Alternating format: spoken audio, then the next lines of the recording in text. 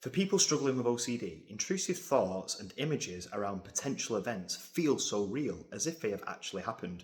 Now, this is due to a phenomenon known as thought-event fusion. Thought-event fusion occurs when our mind blends thoughts about an event with the event itself.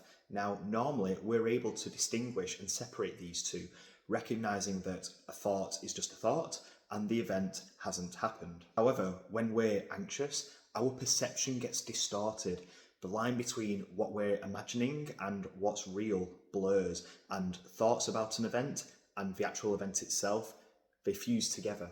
So it feels like the event has actually occurred. For example, if you had the thought, what if a loved one was in a car accident?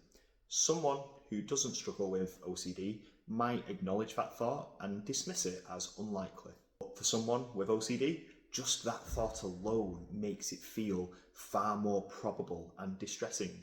The thought and the event become fused together, making it hard to see them as two separate things. Anxiety creates this illusion, and when thoughts are accompanied by intense fear or panic, they feel even more real and urgent, and as a result, we interpret them as a genuine threat, even though they aren't. And due to the intense feelings that often come along with these thoughts and images, we start to treat them as important.